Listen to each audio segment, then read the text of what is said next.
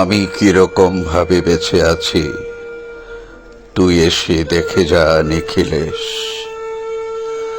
এই কি মানুষ জন্ম, নাকি শেষ পুরোহিত কঙ্কালের পাশা খেলা? প্রতি সন্ধেবেলা আমার বুকের মধ্যে হাওয়া ঘুরে ওঠে, হৃদয়কে অবহেলা করে রক্ত।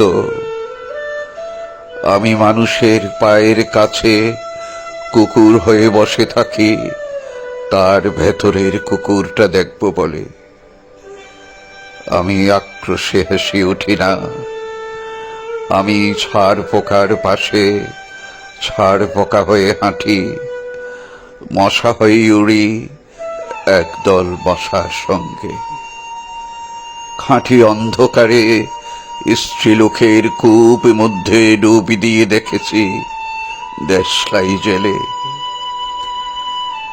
আমি স্বপ্নের মধ্যে বাবুদের বাড়ির ছেলে সেজে গেছি রঙ্গালয়ে, পরাগের মতো ফুঁদিয়ে উড়িয়েছি দৃশ্যলোক। ঘামে ছিল না এমন গন্ধক যাতে ক্রোধে জ্বলে উঠতে পারি। নিখিলেশ, তুই একে কি বলবি? আমি শোবার ঘরে নিজের দুই হাত পেরেকে বিঁধে দেখতে চেয়েছিলাম যিশুর কষ্ট খুব বেশি ছিল কিনা। আমি ফুলের পাশে ফুল হয়ে ফুটে দেখেছি, তাকে ভালোবাসতে পারি না। আমি কপাল থেকে ঘামের মতন মুছে নিয়েছি পিতামহের নাম। আমি শ্মশানে গিয়ে মরে যাবার বদলে মায়েরই ঘুমিয়ে পড়েছিলাম। নিখিলেশ, আমি এরকম ভাবে বেঁচে আছি, তোর সঙ্গে জীবন বদল করে কোনো লাভ হলো না আমার।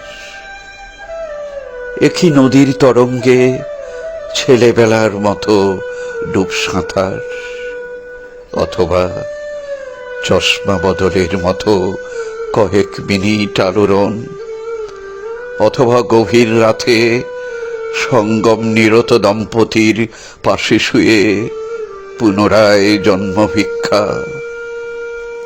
কেননা সময় নেই। আমার ঘরের দেয়ালের চুন ভাঙা ডাকটিও বড় প্রিয়। মৃত গাছটির পাশে উত্তরের হাওয়ায় কিছুটা মায়া লেগে আছে।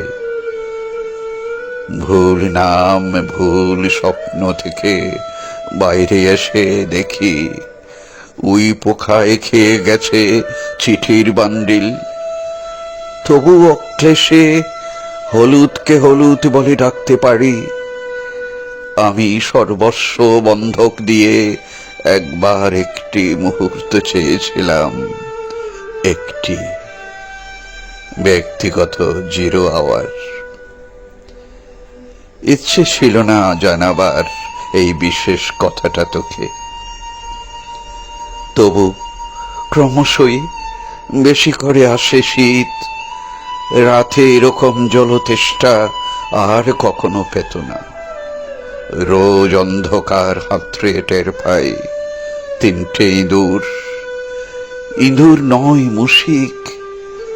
তাহলে কি প্রতীক্ষায় আছে অদূরে সংস্কৃত শ্লোক? পাপ ও দুঃখের কথা ছাড়া আর এ অবেলায় কিছু মনে পড়ে না। আমার পূজা ও নারী হত্যার ভিতরে বেজে উঠে সাইরেন।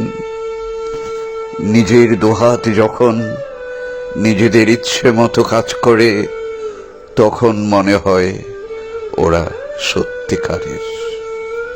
আজকাল আমার নিজের চোখ দুটো মনে হয় এক পলক সত্যি চোখ। এরকম সত্য পৃথিবীতে খুব বেশি নেই আর।